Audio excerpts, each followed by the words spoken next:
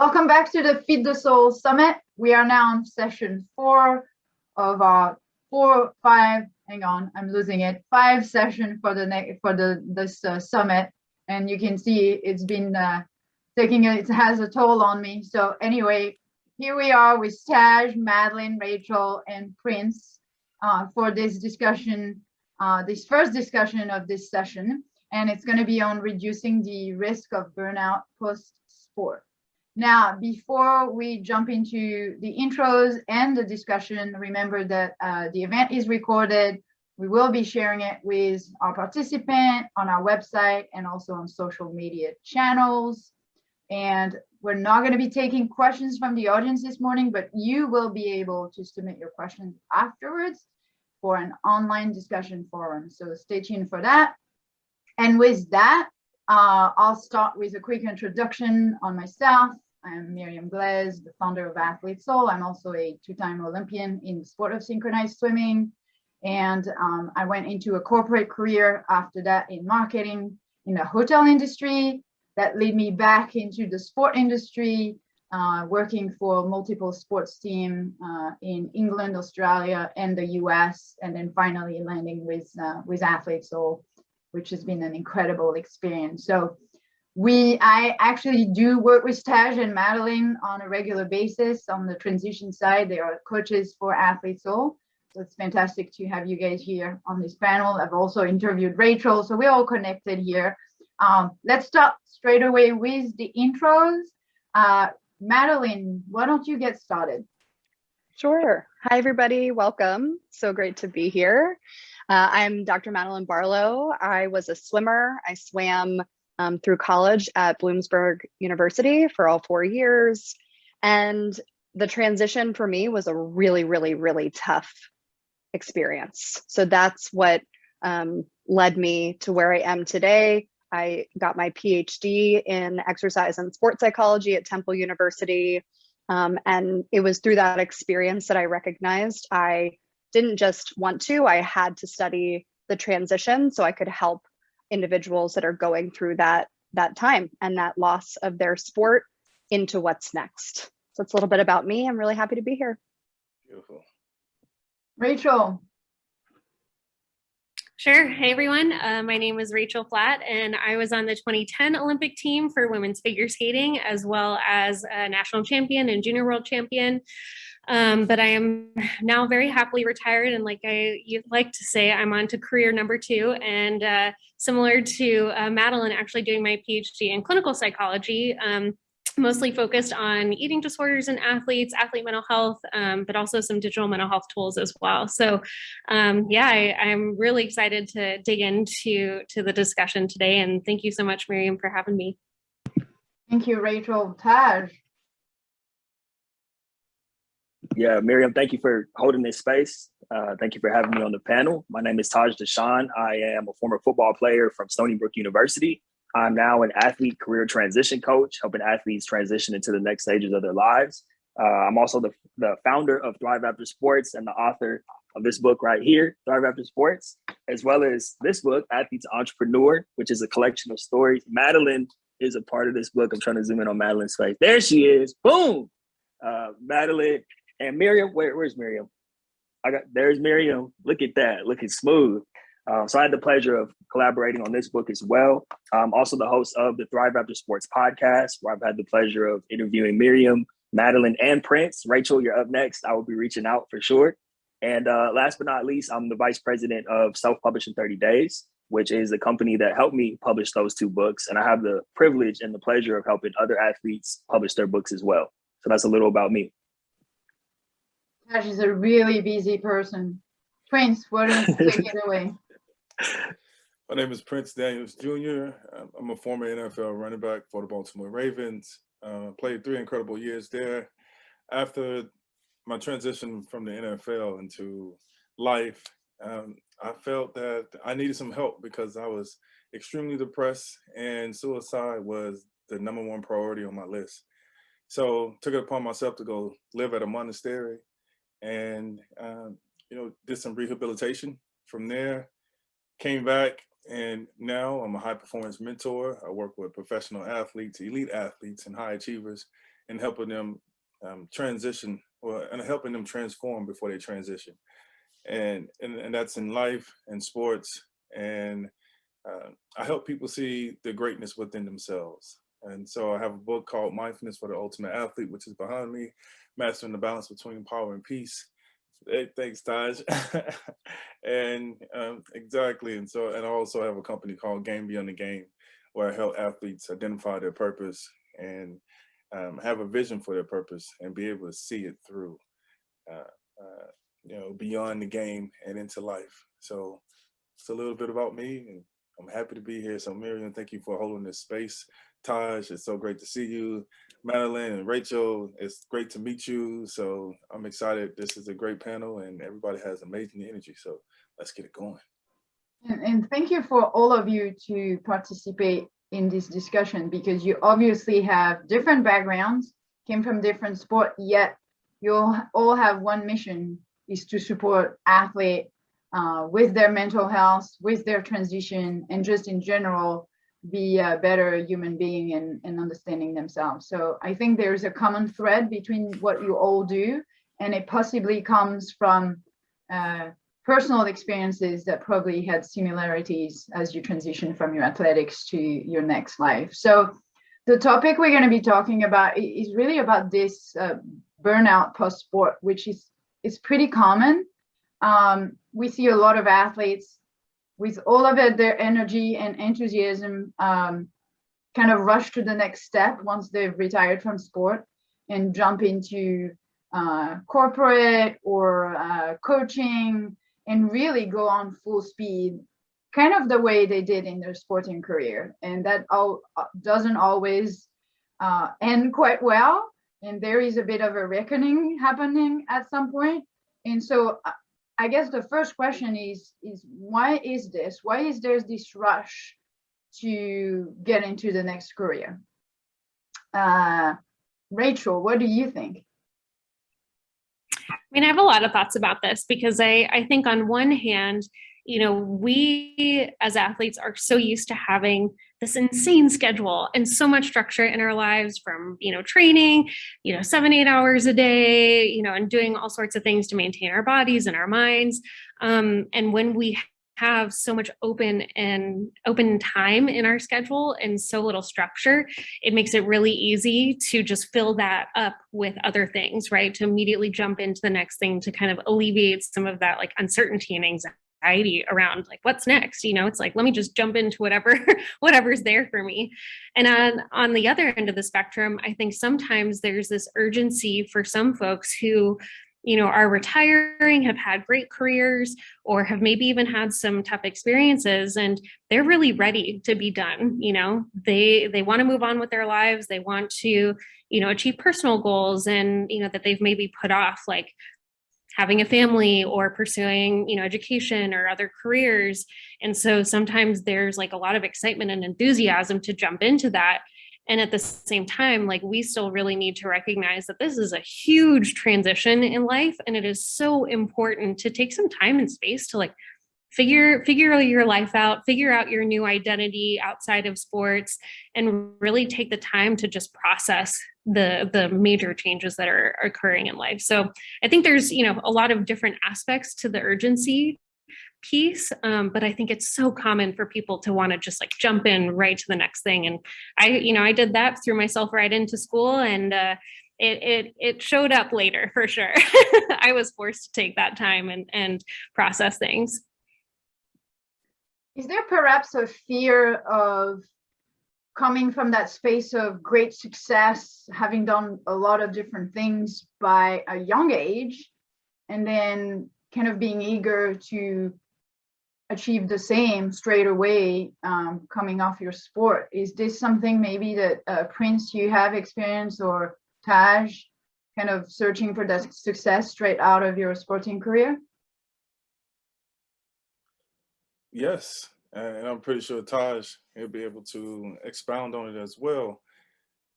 It's a drug. You become addicted to that success.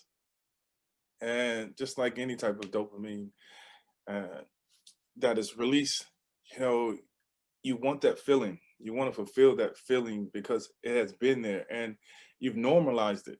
And so now you want that to appear in your life every day. But the rhythm and the regiment that you were doing and the pace that you were doing it at, it slows down. And so there's a different pace whenever you retire from your sport. Just like Rachel said, everything was structured for you. Now you have all of this open space, open time. And so you can do whatever that you want to do. You haven't had an opportunity to really use your imagination. So you start using your imagination.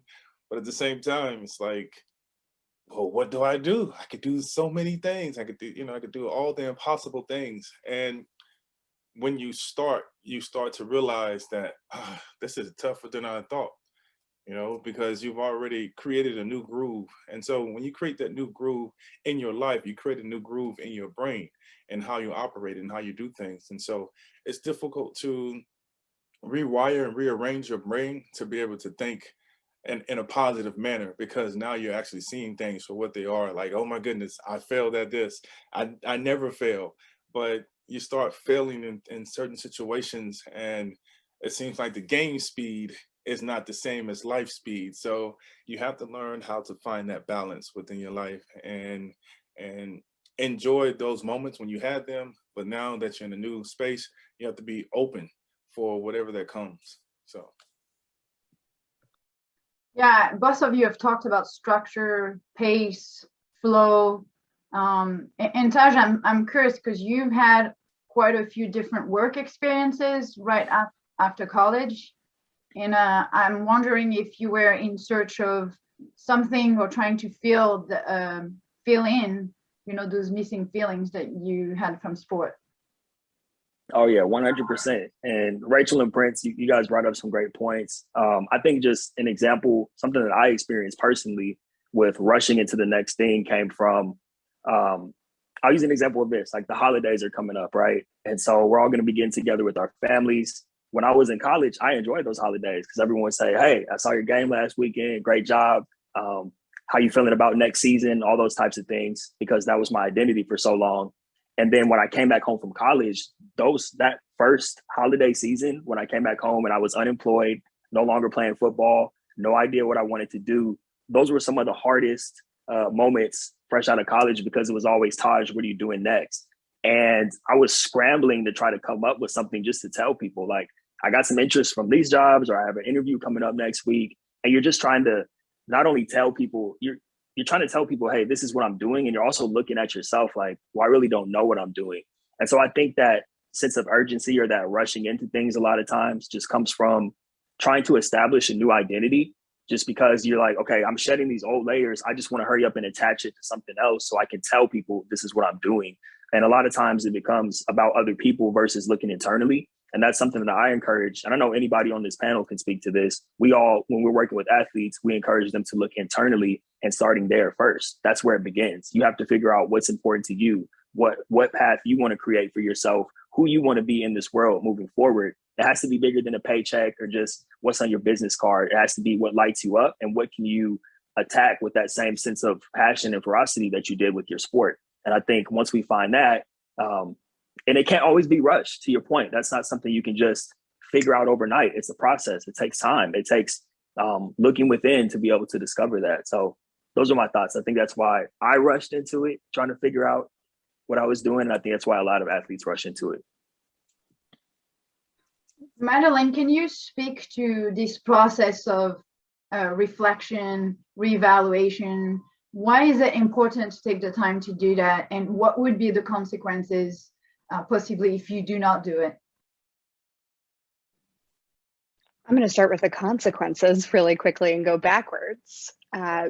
Again, from my personal experience, I've loved hearing so far about everyone else's personal experience. I think that's really something we can all relate to. When I didn't go inward, I didn't reflect, the effects of the loss of my sport lasted 7 years out. I was dealing with that loss in different ways, whether it was conscious or not, because I hadn't stopped to really grieve and really process the loss. I often refer to the end of my swimming career as genuinely a death a death of a piece of me. Felt like a piece of me died when I finished swimming, when I touched the wall for the last time. But I didn't grieve that. I didn't know I was supposed to. I didn't know how. So I also rushed in. I also rushed in because I was scared of that feeling. I was afraid of feeling what was genuinely within me. Didn't necessarily have the support to do that either. So that's where it comes full circle. The reflection process, having that support is just so important so that you can move through whatever it is that you are feeling, because that's very personal from person to person. Everyone grieves differently as well, so it's a bit complicated. There's no one way to grieve, to deal with it. But that, I feel, is why it's so important to slow down, take a moment, really explore or observe what's coming through, what you're feeling, so that way you can clear the path to actually move forward. If we don't clear the path, the moving forward piece is going to feel a lot trickier, like walking through mud, for example, because it's just not clear. We're not going to be able to see it as clearly. So that, I feel, is why reflection is just so important, but it comes in your own time, in your own way, and finding support is a big part of that. This is so counterintuitive with everything that athletes do. As an athlete, you're all about action, and you have a tendency of, piling on action to actually bury those uncomfortable feelings, those that you just don't want to feel. And it seems that from your different comments, this rush into the next thing or doing a lot of different things is a way to actually not deal with this. And it's a way that athletes have been taught or have learned to deal with things when they were athletes. Rachel, is this something you would agree with? Oh, totally. And I think that culture is starting to change a little bit in sports, but I think in so many generations, of sports, we have been taught not to pay attention to our emotions. If we're in the thick of it, the goal is to just refocus, get your job done, and make sure that you're achieving and performing at the highest level, kind of regardless of what is happening either internally or externally. And that takes years to build, and subsequently sometimes years to peel back, And so when we are trying to ensure that you start functioning as a whole human being, and you start being in touch with your emotions, being in touch with how certain experiences have shaped you, and how they, may no longer be in your life as you move forward outside of sports, and having to relearn some of those relationships that you have to certain things in your, certain people, certain things in your environment.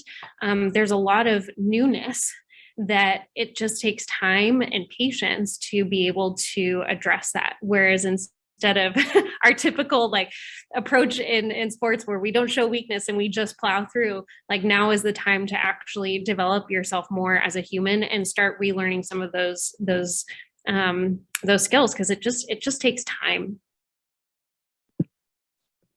We talk in the title of this panel about burnout, and I think it really is referring to this low point in time post-retirement, where you're not feeling quite so good, and it could be in the form of a burnout, it could be depression, suicidal thoughts. I think it takes multiple shapes depending on your situation and each athlete's really. Madeline, from your work, can you tell us a little bit if there are some red flags or things we should watch out for? And maybe in terms of timing too, what are we looking at? Is this happening, 2 weeks after you retire, or are we looking at 2 years later? Sure. So the timing thing is tricky, as you can imagine. Kind of how I was saying earlier, the way people grieve, or that process of moving into life after sport, is going to be very subjective from person to person. And it's the same with the timeline of how it may affect someone. The same in the same way that, you know, if you're bringing awareness to how you're feeling, you may notice that sooner. I myself pushed it away for probably 5 full years and had no awareness that this was what was affecting my day to day. So really that timing can depend. And it also can depend on things like how much you identified with your sport. You know, is your entire world, your sport, is who you are linked to what you do as an athlete or what you did as an athlete? So that plays a role. If you're a 10 out of 10, it may affect you much sooner after the transition because it's going to be even more prominent. But again, I think the timing is very subjective. So things that we could look for though are, you know, overwhelm. Things like, okay, you're in a grad program maybe, and sure, there's lots of stuff going on. Grad school is intense. I'm sure, Rachel, you can identify with that right now. Grad school is intense, but you know, are you in class and having a mental breakdown in class because you're so overwhelmed by everything? That happened to me. It did. It did. It was awful. It was not fun. So that could be an example. Or again, you're just feeling so overwhelmed that you can't get anything done. You can't get out of bed, low energy, finding yourself having some challenges around regulating your emotions. That's a big part of it. I know Taj mentioned one book that I was in. I kind of forgot that I may have potentially written my own book recently. I have it right here, so I'm pulling it. Oh, yay! Thank you, Taj. So this book is called The Highly Sensitive Athlete, and it does talk about the differences between what it means to be sensitive and in tune with your sensitivities versus being hypersensitive. So hypersensitivity, again, the lack of emotional regulation and things like that.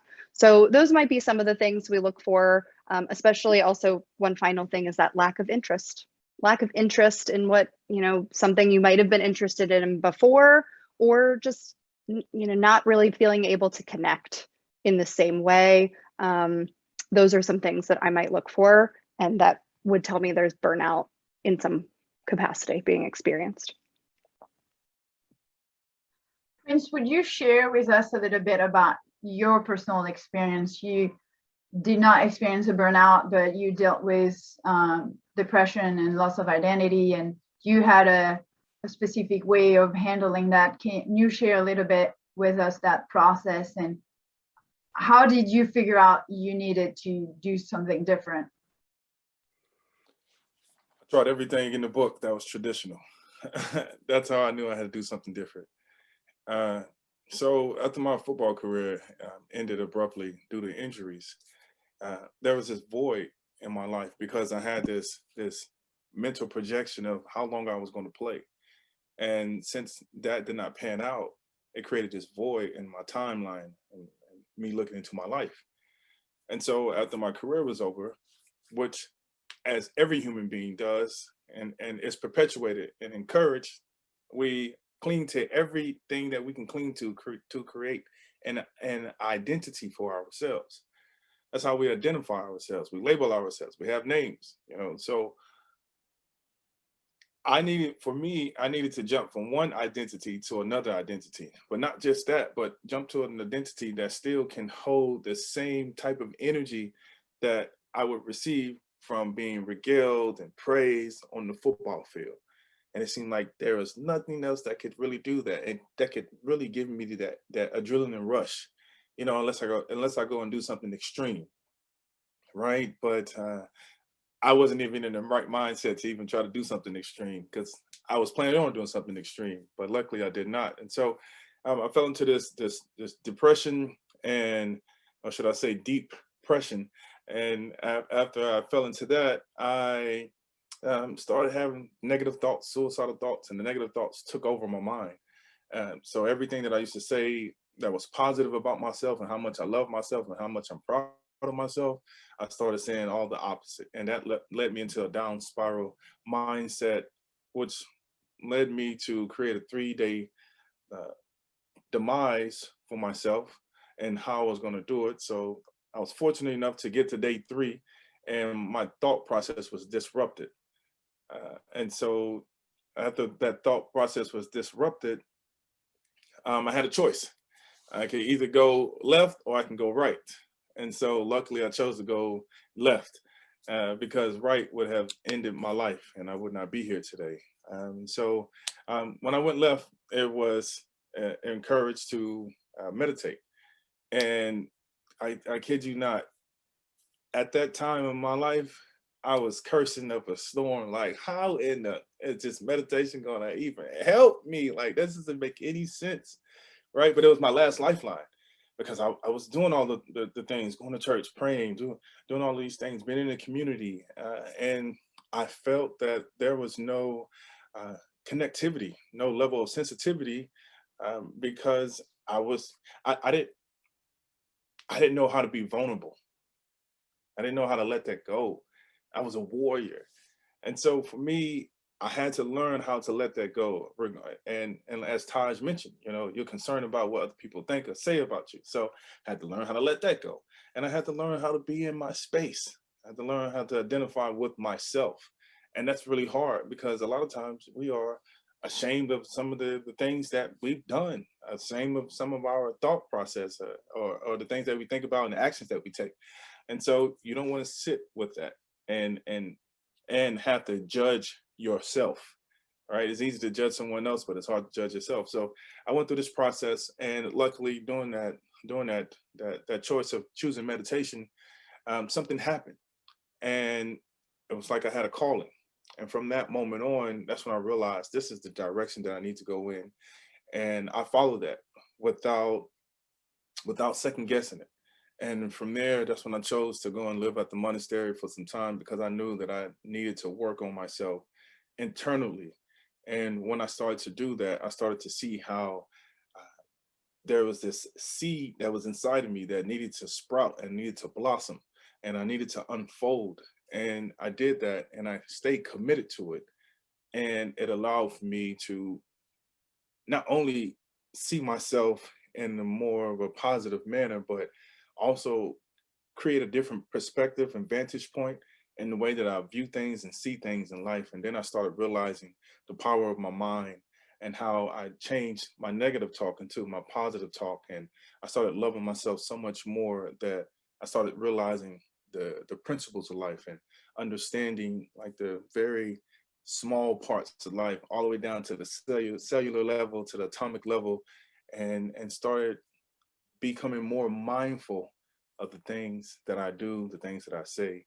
And this has led me down this path. And so for me, I'm just very fortunate and grateful to be in the position that I'm in, because even though I didn't experience burnout, my definition of burnout is when your desire depletes the thing that you initially fell in love with.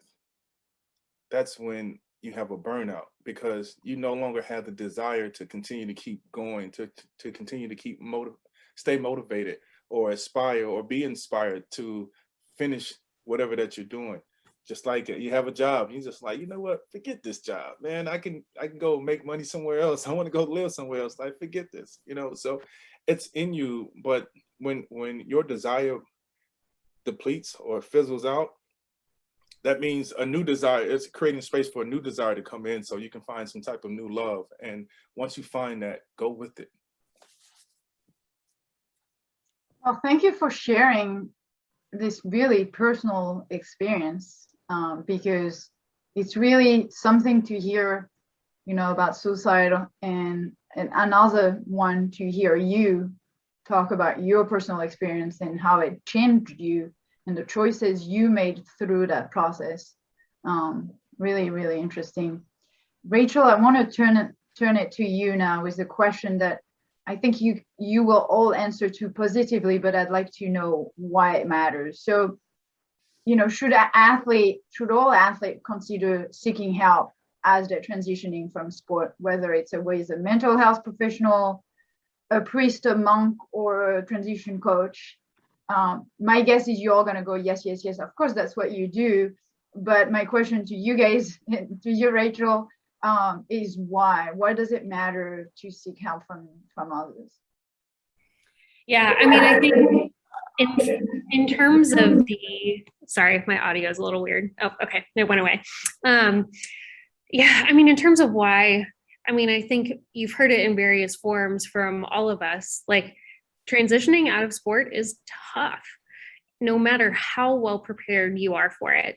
Like, I think if you looked at, my resume on paper as I was transitioning out of sport, I had just graduated from, a great college at Stanford. I was pre-med. I had this, fantastic skating career. It seemed like I was really set up well to do good things. And yet for that first year afterwards, I was a complete disaster. And as someone who is now, in the mental health space, I truly have no idea how I got through that time without some form of mental health support, whether that was working with a therapist, working with, even just getting some good peer support and good guidance from friends and family. Some folks feel more comfortable getting that support, that type of emotional support from religious leaders. I mean, there's a lot of different ways that you can elicit that support, but at the end of the day, like, you are, especially for elite athletes, I think, Madeline, you said it best, like, it feels like a part of you dies. It feels so difficult at times to realize that something that has been so important to you for a really long time is no longer going to be something that you can easily access or kind of build your life around. And so I think it is, even if you are expecting it to be easy, it's not going to be. Like, it will, that difficulty will come. And so being able to have some support, being able to have a little bit of forethought into how to prepare yourself for that transition, getting yourself set up with some good external supports that aren't necessarily sports related, having, good peer supports and family and friends, any additional support to help get you through that time is essential. And I think the most important piece to this is, again, like, giving yourself that grace and that time and that patience to work through it, because we've all been there. Like, I'm sure all of us would be more than willing to talk with others, about how to navigate this time. And there's a lot of different avenues, but again, being able to work with a mental health professional, work with someone who can emotionally help you through that time, I think is essential. And if I had gone back and changed anything about my sports career, that would have been it. Yeah, that's a great input, Rachel. And we, all of us here are looking back and thinking, what if I had done this to help myself through that process? And so I think the message here is to tell athletes and their coaches, you can prepare, you can set up those systems and have them in place before it actually happens. And so I kind of want to turn this question to Taj. In addition to helping you through the most difficult part of transitioning, can this also be more preventative and perhaps even accelerate that process? What do you think? Yeah, definitely. I think I like to use the analogy a lot of times of, in fact, the reason that I have a flame, wrong direction, a flame back here on top of the ThriveAfterSports logo is because I feel that as athletes, we have this burning passion inside of us. And if you can get help or guidance through the transition, through the hard times, and also guidance about your direction, that's like putting lighter fluid on top of a flame that's already burning, right? And so, Rachel, I love how you brought up, I had to write this one down, where you were talking about it doesn't necessarily even have to be a coach or a mental health professional. It could be a family member. It could be a friend. And I think that's so important because a lot of times athletes, because we're so prideful and used to being, the strong one, we exist in a vacuum after we're done playing and we go into this place of isolation. I know I sure did. And the problem with that is you're kind of dealing with all these negative emotions and thoughts and feeling in a vacuum. And it exists only up here. And that's when it becomes dangerous, right? But if you can get it out, like I said, even if it's talking to a family member or something like that, that's going to make a world of difference for you. Another thing with that, when you talk about the next chapter of your life, like I wouldn't be here today if I didn't have great mentors in my life and people who were helping guide me through and pull me up. I have some great mentors in my life. Myriam, I consider you a mentor as well. And the thing with that is, like, you can never have too many mentors or too many people in your corner helping you get where you want to go. So even for the athletes who don't necessarily have a challenge, that maybe they have a clear direction, after they're done playing, through the transition and what they actually want to do after they're done playing their sport, even those athletes should get help and guidance, because why not? Like I said, it can't hurt to have people in your corner helping you. So those are just some of my thoughts about getting help and seeking guidance from people, especially, and this is the important thing, especially from people who have been in your shoes. That's the most important thing. Everyone on this panel is a former athlete who had some challenges. So that makes us equipped to be able to help people get through some of the things that we got through. So I just want to throw that in there lastly, but those are my thoughts. I love this message, Taj. Yesterday we had this message of you can't get too much sleep, or at least, 10 hours as an athlete, it cannot be too much. And I feel like you cannot get too much help. And that's pretty true for someone who is transitioning away from sport. One question to all of you, kind of as a wrap up for this discussion, is should we be teaching athletes and retiring athletes when they're competing and then post-career, should we be teaching them more balance and how to slow down? This is really a test that for someone who's had a two careers for the first 25 years of their life, it could be quite a challenging task. What do you think? Anybody wants to jump in? Madeline. Oh. You should be able to unmute yourself. Yes. It was strange. It was telling me I couldn't unmute myself. Very strange, but it's okay. We're fine. We can adjust. The short answer to should we be teaching athletes about balance is yes, absolutely. Right now, I can't speak for what's going on right now in athletics too much because I'm not coaching or I'm not competing right now. But my hope is that it might be coming in a little bit more already. But at least from several years ago, balance was not taught. Balance was not taught. It was push, push, push, go, go, go. Rest will leave you behind type of thing. So really challenging the belief that you will get behind if you choose to rest is important. Finding a balance between always doing and simply being, I feel, is so valuable. Yet athletes don't often find stillness. They don't often find quiet. They don't often meet with themselves. So I do feel this is a really important skill. I'm also a avid meditator and I do breath work, and those are not things I did when I was an athlete. So it was a very tough thing to try out. Prince, you might identify with that for sure. But once I started doing that, meeting with myself in that quiet, slowing down, finding the balance between doing, going after my goals, and resting, I've really come home to myself in so many ways. Thank you, Madeline. That was really insightful. Any of you, Prince, I saw you unmute yourself. Did you want to add to this on the topic of balance?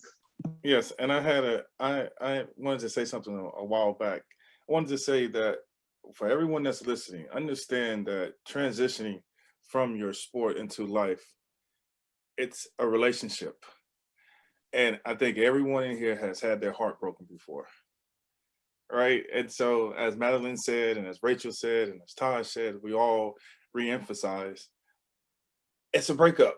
So what happens when you go through a breakup? It seems like a piece of your heart was taken and ripped out of you. And you're like, why? Right? And maybe you didn't get to leave on your own terms, or maybe you felt like you showed up every single day and you did everything that you needed to do, and they were still like, I'm going in another direction. Sorry, bye, leave you there. So you have to learn how to mend those pieces, but don't never let it turn you off to opening yourself up for new love. I wanted to say that. And then the next thing, in terms of, I think I forgot the question. in terms of balance. In terms of balance. There we go. Yes, thank you so much. And see, that's possible. So in terms of balance, I wrote my book called mastering the balance between power and peace. So that's the sideline for ultimate athlete. And I think it's very important. I would love to emphatically use a profanity word, but I want to say, yes, it's important that we all have balance, because that's what life is about. And remember, there's life outside of sports. And that's the realm and the space that we enter after the sport is over. As Taj said, we live in a vacuum. You know, even when you're in your sport, your narrative is like, this is what I do, this is who I am. Forget everybody else. I'm special. I'm incredible. And that's how you look at yourself. And you're supposed to look at yourself like that when you're in the sport. But once you come out of this world, you're still supposed to look at yourself that way. But it's not a sprint, it's more of a marathon. Because sports is short-lived. Life is life. You live it forever, from day to day, moment to moment, second to second, minute to minute, and so forth. And so balance is the key to having a successful life. And it'll help, you know, with the athletes that are playing, it will help them in the transition. So the blow won't be as impactful. And they will also understand, like, oh, here it comes. And instead of standing there and taking the blow on, you allow yourself to step to the side, like, oh, that's what my mentor was saying. That's what my coach was saying. That's what they were talking about. So you have the opportunity to be able to become aware and look out for those certain pitfalls and moments where you know that, this is going to hurt, you know. So that's the reason why it's important for every single athlete to have balance, and they should have some type of therapist, some type of sports mentor, so a sports psychologist, to be able to speak to them, because it's a different language. And in order for them to comprehend, they have to understand that language. And so, as Taj mentioned, whenever we can speak that same language to someone, it's easier to communicate with them, and it's easy for them to understand the things that they need to understand and apply them in their day-to-day life. Thank you, Prince. And like Rachel said, balance is really helping with burnout as well.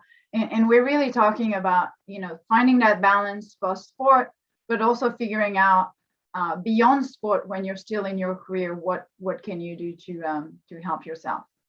So guys, we have run out of time, but I wanted to thank you for your participation in this discussion, your input. Really love all of you, what you had to share today. I'm going to ask you to log off. We've shared in the chat a little bit about each of you, and we'll follow up with our participant as well.